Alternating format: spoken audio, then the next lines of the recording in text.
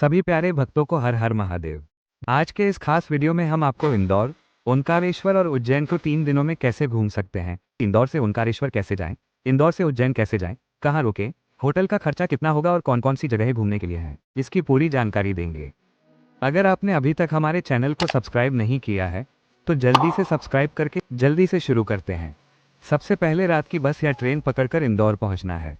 हम लोग रात की ट्रेन से सुबह 6 बजे इंदौर पहुंचे। इंदौर स्टेशन के पास आपको रुकने के लिए 2500 से 3500 तक के होटल मिल जाएंगे। इंदौर पहुंचने के बाद फ्रेश होकर ओंकारेश्वर जाना है। इंदौर से ओंकारेश्वर 82 किमी दूर है। इंदौर के सरवटे बस स्टैंड से ओंकारेश्वर के लिए बसें आसानी से उपलब्ध हैं। हमने पहले ही रेड बस के माध्यम से इंदौर से ओंकारेश्वर की एस बड़ी ई बस की टिकट बुक कर ली थी, जिसका किराया 260 रुपये प्रति व्यक्ति था। इंदौर से ओंकारेश्वर पहुंचने में करीब 2 घंटे लगे। बस ने हमें ओंकारेश्वर बस स्टैंड पर छोड़ा। वहां से मंदिर तक पहुंचने के लिए ऑटो लेना होता है, जिसका किराया 20 रुपये प्रति व्यक्ति है। ऑटो से जेपी चौक तक पहुंचने के बाद मंदिर तक जाने के लिए 2 रास्ते हैं, एक पुल के जरिए पैदल और दूसरा नर्मदा नदी में बोटिंग करके। हम बोटिंग करके मंदिर गए। इसका खर्च प्रति व्यक्ति 200 रुपये था। बोटिंग के दौरान नर्मदा मैया की परिक्रमा होती है और नर्मदा कावेरी संगम व आदि शंकराचार्य की मूर्ति के दर्शन होते हैं।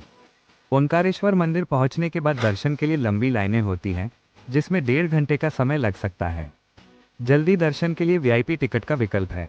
हमने 300 रुपये प्रति व्यक्ति की वीआईपी टिकट लेकर दर्शन किए। माना जाता है कि यहाँ पर रात को भोलेनाथ जी और माता पार्वती चौपड़ पासे खेलते हैं। ओंकारेश्वर के दर्शन के बाद झूला पुल पार करके ममलेश्वर ज्योतिर्लिंग के दर्शन के लिए चलते हैं।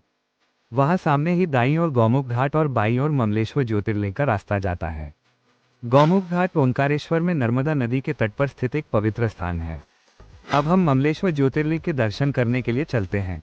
यहाँ भी श्रद्धालुओं की भारी भीड़ रहती है। यहाँ वीआईपी दर्शन का कोई विकल्प उपलब्ध नहीं है। ममलेश्वर ज्योतिर्लिंग के दर्शन करने के बाद हम 20 रुपये की ऑटो लेकर ओंकारेश्वर बस स्टैंड पहुँचते हैं। ओंकारेश्वर बस स्टैंड से बसें आसानी से उपलब्ध हो जाती हैं और आप चाहें तो रेड बस के माध्यम से पहले से टिकट बुक कर सकते हैं।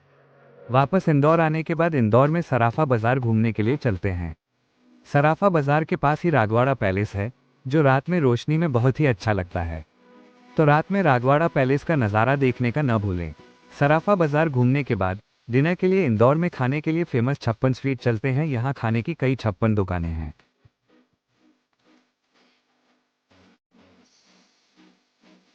56 स्वीट में विजय चाट हाउस की खोपरा पेटीज खाने की न भूलिए।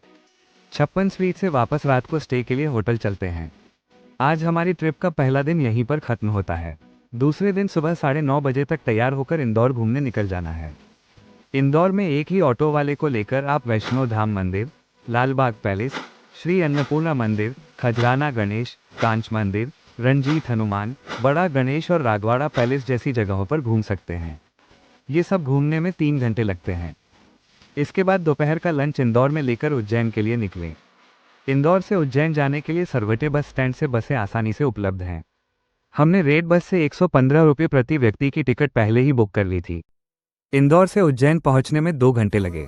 उज्जैन में महाकाल के मंदिर के आसपास रुकने के लिए 1200 से 3500 तक की अच्छी होटल्स मिल जाती हैं। उज्जैन पहुंचने के बाद होटल में जाकर फ्रेश हो लें। शाम 6:45 बजे हरसिद्धि माता के मंदिर दर्शन के लिए जाएं। माता की आरती के दर्शन करने से मन को अलग ही आनंद मिलता है। वहां से सीधा ऑटो पकड़ते काल भैरव के दर्शन के लिए निकलना। माना जाता है कि काल भैरव महाकाल के सेनापति थे, इसलिए महाकाल के दर्शन से पहले काल भैरव जी के दर्शन करना चाहिए। काल भैरव जी को मदिरा चढ़ाई जाती है। काल भैरव के दर्शन के बाद रात का डिनर लेकर होटल जाकर आराम करें। रात 12:30 बजे होटल से निकलकर महाकालेश्वर मंदिर की भस्म आरती के लिए जाएं। जितनी जल्दी पहुंच सके उतनी जल्दी जाना है, तभी आगे जगह मिलेगी। भस्म आरती की टिकट 200 रुपये प्रति व्यक्ति में ऑनलाइन बुक कर सकते हैं। वहां पहुंचते ही टिकट वेरिफिकेशन प्रोसेस खत्म करके महाकाल की सुबह होने वाली भस्म आरती के दर्शन के लिए लाइन में खड़े रहना। बहनों, महाकाल की भस्म आरती नहीं देख सकती। भस्म आरती के दौरान सभी बहनों को अपनी आंखें बंद करनी पड़ेंगी। सुबह 7 बजे महाकाल की भस्म आरती करके कॉरिडोर से प्रसाद लेना न भूलें। दर्शन करने के बाद आप नाश्ता करके होटल जाकर रेडी हो जाइए। उज्जैन में भी एक ही ऑटो रिक्शा वाला आपको सारी जगह घुमाने के लिए मिल जाएगा। सबसे पहले हम चलते हैं गढ़कालिका मंदिर। गढ़कालिका मंदिर 51 शक्तिपीठों में से एक है। यहाँ भगवती सती के ऊपरी होंठ गिरे थे। माना जाता है कि इस मंदिर की दीवार पर अपनी इच्छा लिखने से हर मनोकामना पूरी होती है। अब चलते हैं भर्तृहरि गुफा। माना जाता है कि यहाँ से भारतहरि गुफा का नाम महान संत और कवि भारतहरि के नाम पर रखा गया है। ऐसा माना जाता है कि भर्तृहरि राजा विक्रमादित्य के बड़े भाई थे। उन्होंने सांसारिक जीवन का त्याग कर संन्यास धारण किया और इस गुफा में आकर तपस्या की।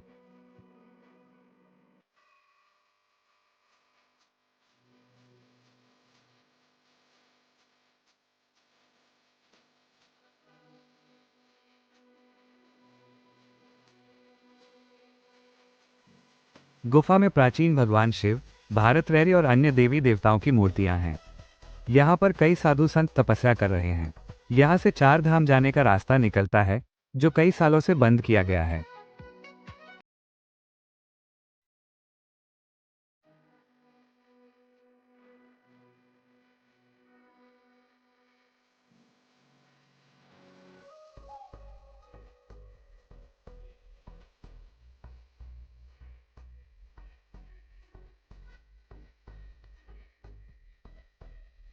अब चलते हैं चिंतामणि गणेश मंदिर। माना जाता है कि यह स्वयंभू गणेश मंदिर है। अब चलते हैं मंगलनाथ मंदिर। यह विश्व का एकमात्र मंदिर है जहां शिव का वाहन नंदी जी नहीं है बल्कि भेड़ है। इसे मंगल ग्रह का जन्मस्थान माना जाता है। जिन लोगों की कुंडली में मंगल दोष है, उनके लिए यहाँ पूजा कराई जाती है। अब चलते हैं संदीपनी आश्रम। यह वो स्थान है जहाँ भगवान कृष्ण और बलराम ने अपनी शिक्षा ग्रहण की थी। ये सारी जगह घूमने में करीब 4 घंटे लगते हैं। ये सारी जगह घूमने के बाद अब अच्छी रेस्टोरेंट ढूंढ के खाना खा लेना, फिर शाम को 6 बजे ही राम घाट की ओर निकल जाना। राम घाट पर शिप्रा आरती मिस न करना। जैसे अपने बनारस वाराणसी में गंगा आरती होती है, वैसे ही यहाँ शिप्रा नदी की आरती होती है। यहाँ का आरती के समय का नज़ारा ही कुछ अलग है।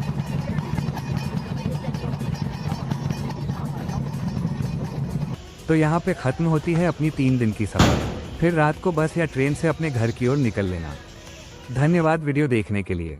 अगर वीडियो अच्छा लगा हो तो सब्सक्राइब करके बेल आइकन को प्रेस करना न भूलें।